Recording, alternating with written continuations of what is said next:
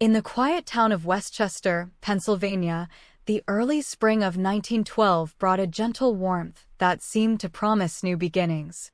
The red brick houses with their white trim stood in orderly rows, and the maple trees were just beginning to bud. It was here, on March 17th, that a baby boy named Bayard Rustin was born into a world that would soon test the very principles his family held dear. Raised by his grandparents, Julia and Jennifer Rustin, he grew up believing they were his parents, and he absorbed the rhythms of a Quaker household where silence was a form of prayer and every action was measured against the inner light. The meeting house on North High Street, with its plain wooden benches and clear glass windows, became a second home, a place where the equality of all souls was not just preached but practiced. In this serene environment, young Bayard learned that violence was a betrayal of the divine spark within each person, a lesson that would anchor his entire life. As a boy, Bayard was often found in the family's garden, his hands in the dark soil, planting vegetables alongside his grandmother. She was a formidable presence, a woman who had been born free and who instilled in him a fierce sense of dignity. The kitchen, filled with the aroma of baking bread and the soft clatter of cast-iron pans, was where stories of the Underground Railroad were told, connecting their peaceful Quaker present to a legacy of courageous resistance. Even as a child, Bayard showed a remarkable musical talent, his clear tenor voice rising in the meeting house hymns, and he excelled in his studies at the integrated Westchester High School. But the wider world was not as sheltered.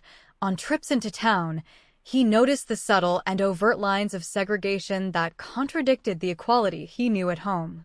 These early observations planted the seeds of a quiet rebellion, a determination to align the world's reality with the Quaker ideals of justice and peace. In the 1930s, as the Great Depression tightened its grip on the nation, Rustin's quest for social justice led him to New York City, a bustling metropolis of towering skyscrapers and crowded streets. He enrolled at City College, where the intellectual ferment of Harlem and Greenwich Village opened new horizons. It was a time of breadlines and labor strikes, and the suffering he witnessed stirred a deep urgency. Drawn to the promise of economic equality, he joined the Young Communist League, believing that their platform offered a solution to the stark disparities around him. He threw himself into organizing, his natural charisma and sharp mind making him an effective advocate. However, the alliance was fraught with tension. The Quaker pacifist in him recoiled at the party's endorsement of violence as a means to revolution. The break came in 1941, when Germany invaded the Soviet Union and the American Communist Party abruptly abandoned its anti-war stance, demanding U.S. involvement. For Rustin, this was a betrayal of principle. Pacifism was not a tactic to be discarded for political expediency. He resigned, carrying forward a deepened conviction that nonviolent resistance must be rooted in unwavering moral commitment, not shifting ideologies. The streets of Harlem, with their vibrant jazz clubs and storefront churches, became his classroom. He worked odd jobs, sang in nightclubs to support himself, and spent his evenings in the apartments of activists and artists, debating the path to liberation. The dim glow of street lamps on Lenox Avenue cast long shadows as he walked home, pondering the teachings of Gandhi that were just beginning to circulate in American peace circles. His grandmother's voice, reciting scripture and Quaker testimonies, echoed in his mind, reminding him that true change must come through love and suffering, not through hatred. This period of his life was a crucible, forging a unique philosophy that blended Quaker spirituality, Gandhian nonviolence, and a pragmatic understanding of social movements. Though he had left the Communist Party, he retained a sharp critique of capitalism's failures, even as he rejected its methods. The lessons of his youth, the quiet strength of the meeting house, the dignity of labor, the power of music were now being woven into a strategic vision that would soon be tested on a national stage. The winter light of early 1940s Harlem fell softly through the frosted windows of a modest Union Hall, where wooden chairs sat in quiet rows and the scent of old paper and floor wax lingered in the air. In this unassuming room, A tall, slender man with a gentle but intense gaze moved among stacks of leaflets and hand-drawn posters, his long fingers smoothing out creases as he spoke in measured tones about justice and dignity. This was Bayard Rustin, a young organizer whose Quaker upbringing had planted in him a seed of unwavering pacifism, now beginning to flower into a lifelong practice of nonviolent resistance. The streets outside hummed with the everyday rhythms of a Black community striving for work and fair treatment, yet inside these walls, a blueprint for mass peaceful protest was being quietly drawn.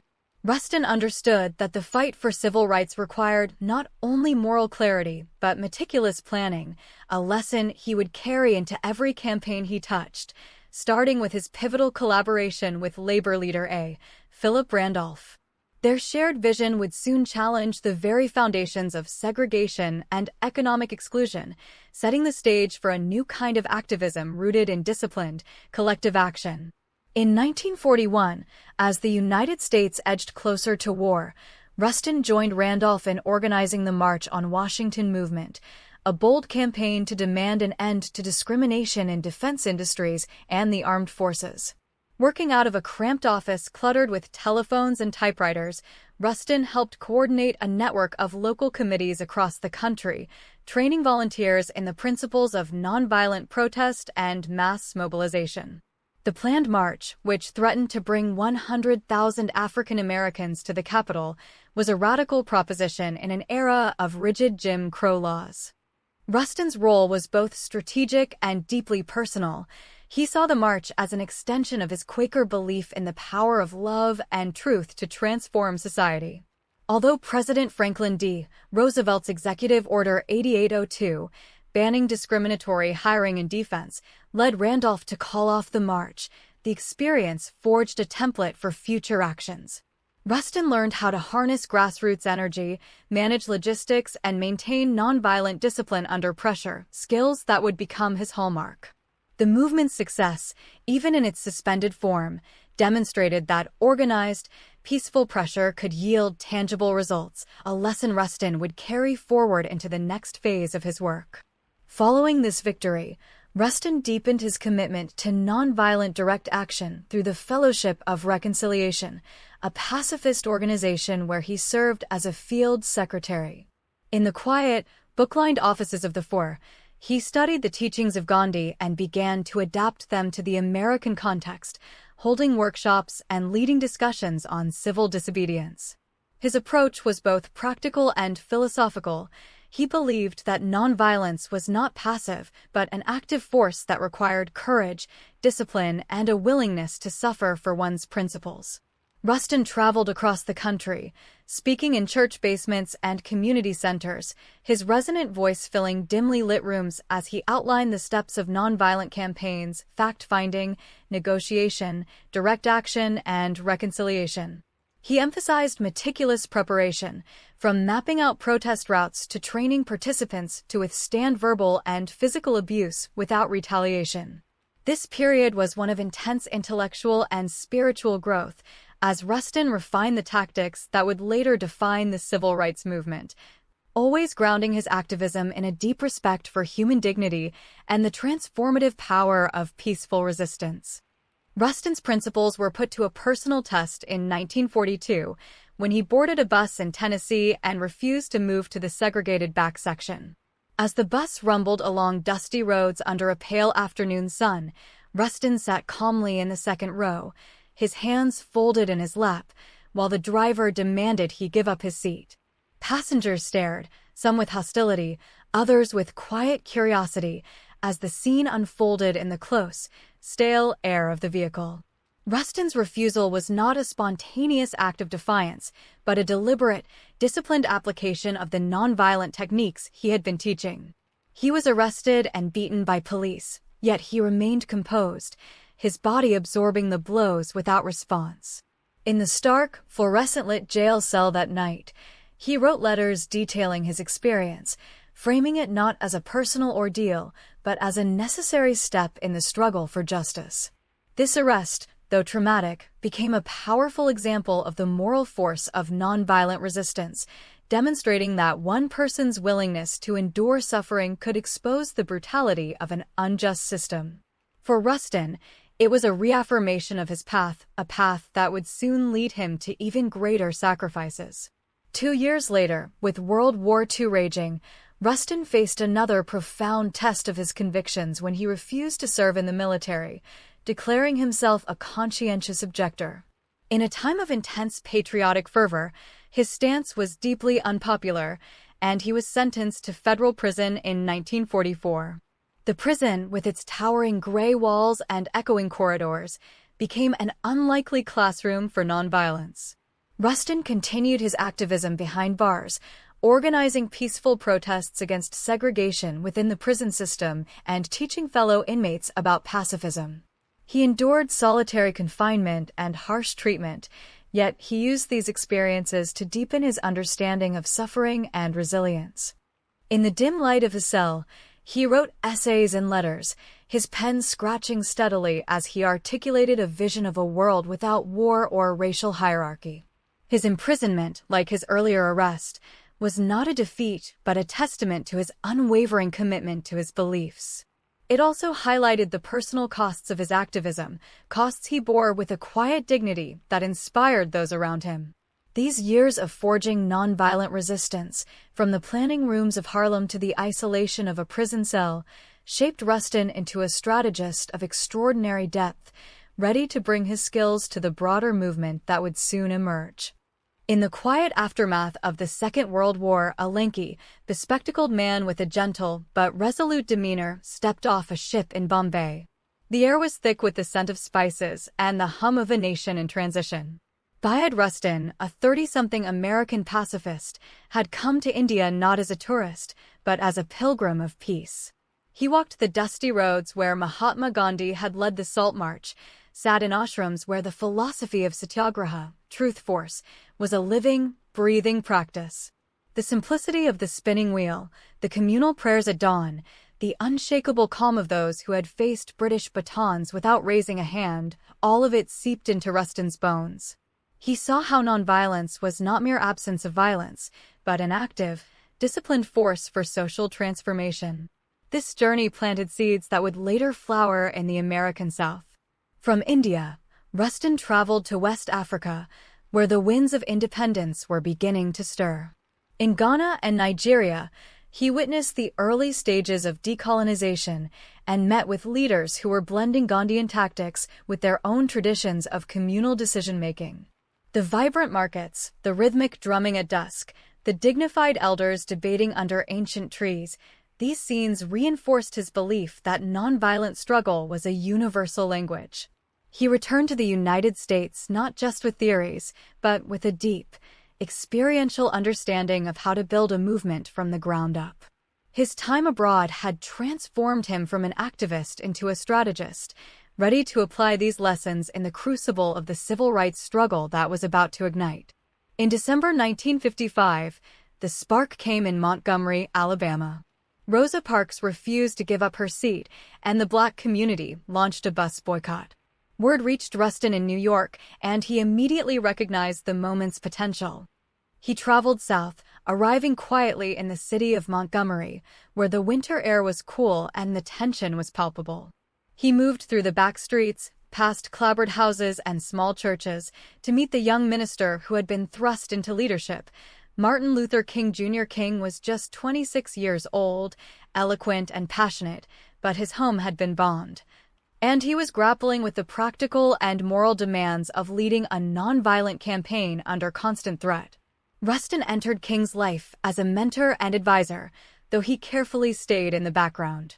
He sat with King in his modest kitchen, the morning light filtering through lace curtains, and explained the mechanics of nonviolence.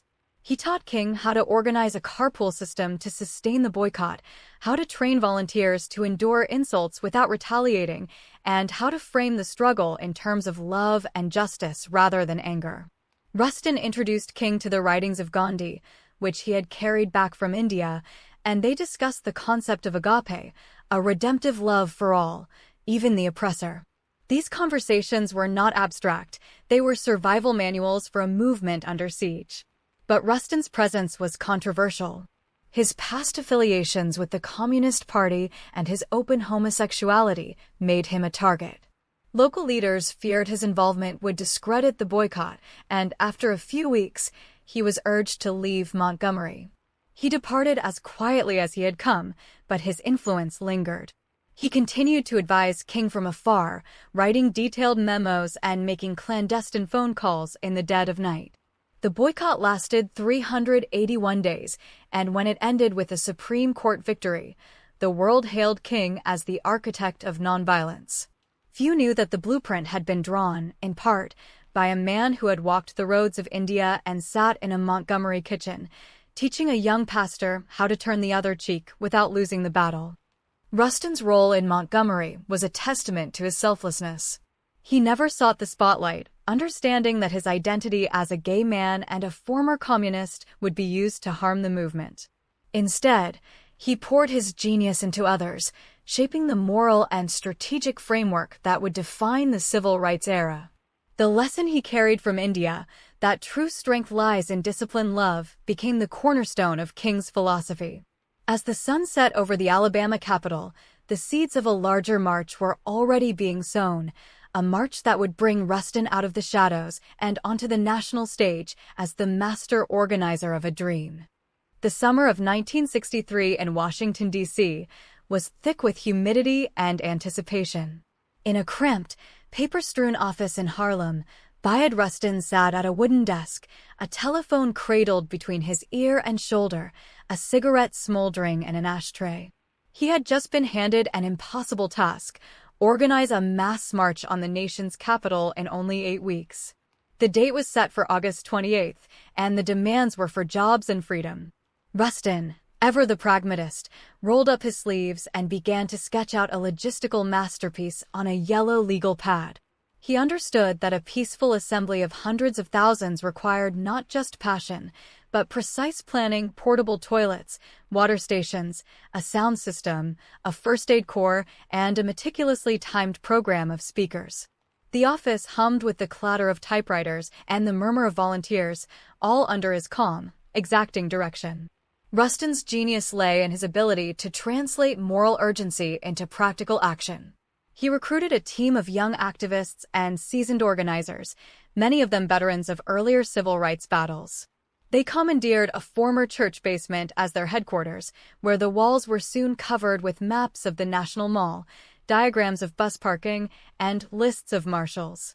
Rustin personally trained over 2,000 volunteer marshals in nonviolent crowd control, teaching them how to de-escalate tension with a gentle word or a linking of arms. He negotiated with city officials, police, and the National Park Service, always polite but firm, ensuring that the marchers would be treated with dignity. The August sun beat down on the city as the final week approached, and Rustin worked 20-hour days, his lanky frame moving through the streets, checking every detail from the placement of the speaker's platform to the route of the march from the Washington Monument to the Lincoln Memorial. The controversy surrounding Rustin never fully subsided. His past membership in the Young Communist League in the 1930s, though brief and long-renounced, was used by segregationist senators to brand the march as a communist plot. More painfully, a 1953 arrest in Pasadena on a morals charge, a euphemism for consensual homosexual activity, was dredged up to smear him. Some civil rights leaders, fearing bad publicity, tried to push him out of a visible role.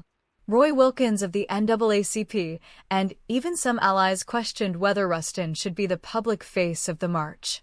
Yet, Philip Randolph, the elder statesman of the movement, stood firm.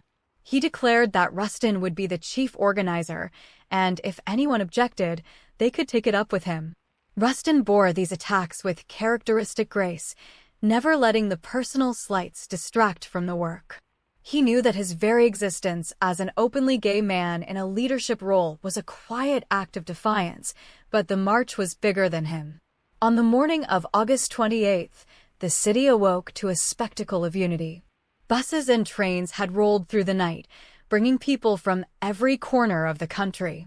Rustin was everywhere at once, a blur of motion in a rumpled suit, clipboard in hand. He checked the sound system, coordinated with the marshals, and ensured that the portable toilets were functioning. As the crowd swelled to over 250,000, stretching from the Lincoln Memorial to the Washington Monument, a profound silence fell during the opening moments. The reflection pool shimmered under a hazy sky, and the marble of the memorial gleamed white.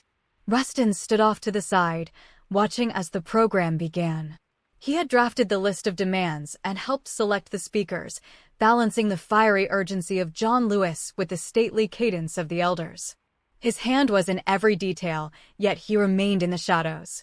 When Martin Luther King Jr. stepped to the podium, Rustin listened intently.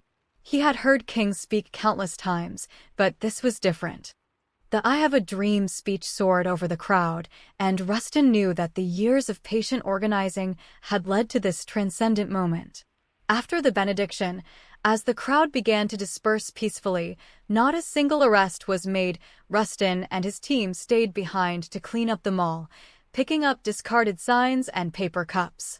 It was a final, symbolic act of stewardship. The march had been a logistical triumph, a testament to the power of meticulous planning and moral clarity.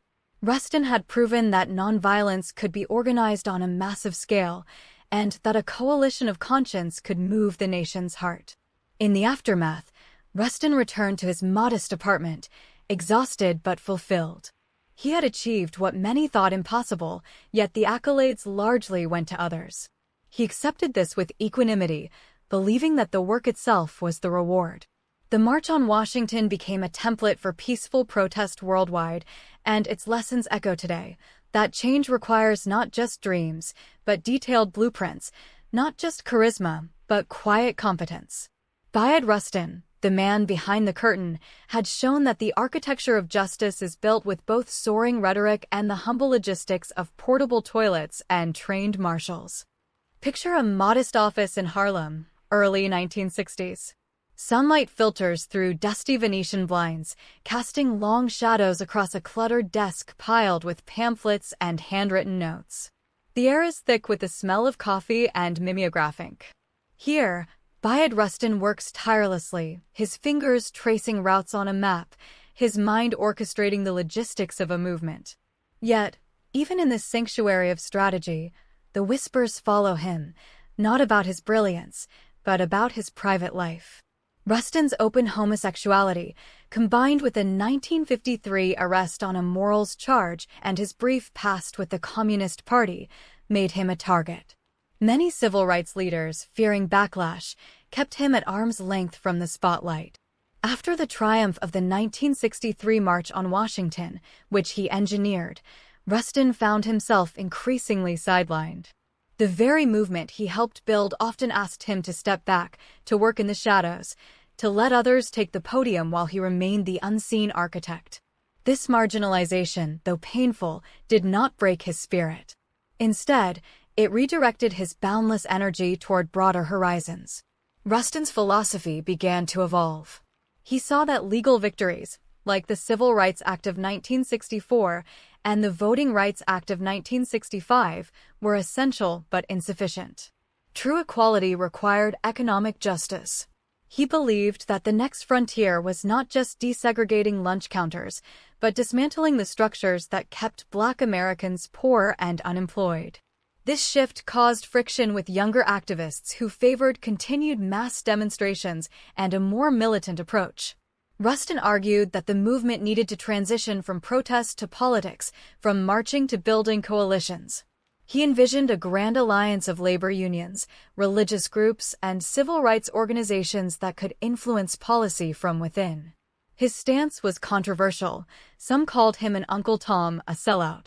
But Rustin, ever the strategist, saw pragmatism as the path to lasting change. He was not abandoning the fight, he was adapting it for a new era. In 1965, Rustin took a concrete step toward this vision by helping to found the A. Philip Randolph Institute, named after his longtime mentor. The institute became his platform to advocate for economic empowerment, job training, and union integration. Its headquarters, a simple brick building in New York, buzzed with activity. Inside, Rustin could often be found in a worn leather chair, phone pressed to his ear, negotiating with union leaders or drafting policy papers. He focused on the working class, believing that the fate of Black Americans was tied to the fate of all workers. He championed the Freedom Budget, a sweeping proposal to eliminate poverty through full employment, a guaranteed income, and massive public works. The budget was ambitious, almost utopian, and it struggled to gain traction. Yet, Rustin's work planted seeds that would later influence debates about universal basic income and economic rights. His days were long, filled with meetings in smoke-filled rooms and late-night writing sessions, the scratch of his pen a quiet rebellion against injustice. As the 1960s gave way to the 1970s, Rustin's focus expanded beyond American borders. He became a vocal advocate for human rights globally, particularly for refugees. He traveled to Southeast Asia to document the plight of those fleeing Vietnam and Cambodia, his tall frame moving through crowded camps, listening to stories of loss. Back home, he testified before Congress, urging the U.S. to open its doors. He also began to speak more openly about gay rights, though cautiously at first. In a 1986 speech, he stated, "Gay people are the new barometer for social change," linking the struggle for sexual orientation equality to the broader fight for human dignity. It was a brave declaration for a man who had spent decades hiding parts of himself. In his later years, Rustin found a measure of personal peace, living with his partner, Walter Nagel, in a New York apartment filled with art and books. The light there was softer, the shadows less threatening. Rustin's later career was marked by a quiet persistence. He served on numerous boards, wrote countless articles, and mentored young activists who sought his wisdom. His apartment became a salon of sorts, where ideas were debated over tea and biscuits. He never stopped believing in the power of nonviolence and coalition building, even when those ideas fell out of fashion. His critics remained, but so did his convictions.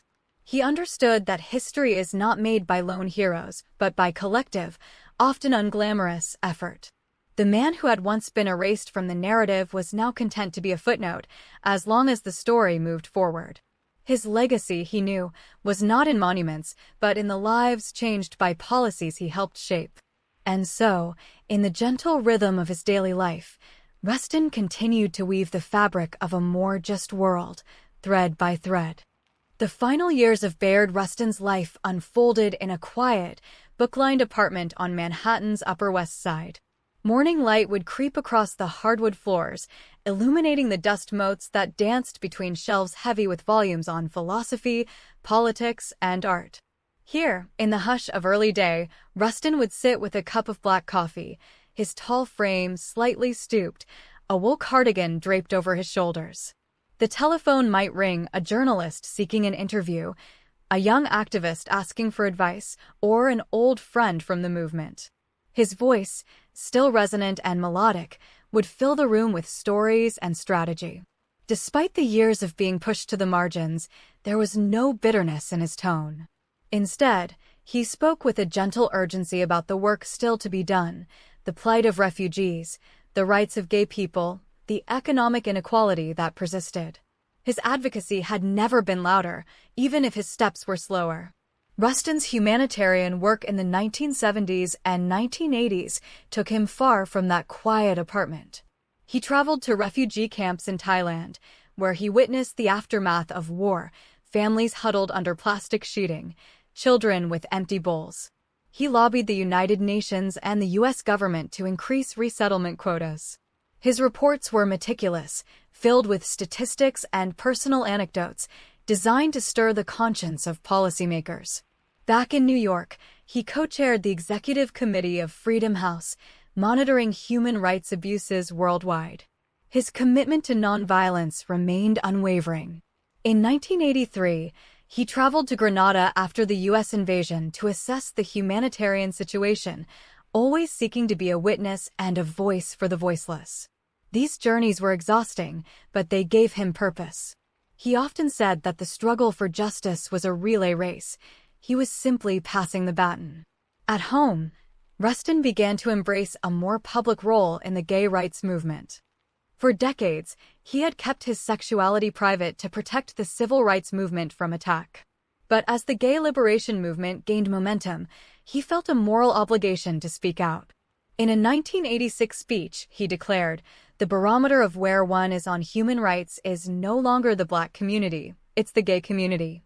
He testified in favor of gay rights legislation in New York City, his presence lending moral weight to a cause that was still deeply stigmatized.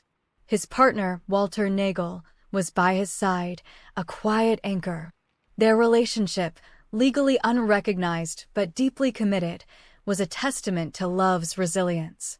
In the evenings, they would cook simple meals together, the aroma of sautéed vegetables filling the kitchen, a sense of normalcy that had been hard-won. As the 1980s progressed, Rustin's contributions began to receive long-overdue recognition. Universities invited him to speak. His portrait was hung in community centers. Younger scholars rediscovered his writings, seeing in them a blueprint for intersectional activism. Yet, he remained humble, often deflecting praise to his mentors like A. Philip Randolph. In 1987, Rustin traveled to Haiti to observe elections, ever the internationalist. Shortly after returning, he fell ill. On August 24, 1987, Bayard Rustin died of a perforated appendix. His passing was noted in newspapers, but the full measure of his life was still obscured. At his memorial service, speakers recalled his brilliance, his wit, and his unwavering commitment to justice. But it would take decades for the world to fully grasp what it had lost. In the years following his death, Rustin's legacy grew steadily. The Bayard Rustin High School for the Humanities opened in New York City. Documentaries and biographies began to tell his story. Then, in 2013, President Barack Obama posthumously awarded him the Presidential Medal of Freedom, the nation's highest civilian honor. The ceremony in the East Room of the White House was bathed in golden light, a stark contrast to the shadows Rustin had once inhabited. Walter Nagel accepted the medal on his behalf. It was a moment of profound vindication, not just for Rustin, but for all who are marginalized for who they are or who they love. His life teaches us that perseverance against prejudice is not a straight line. It is a winding path, often walked in obscurity, but always toward the light.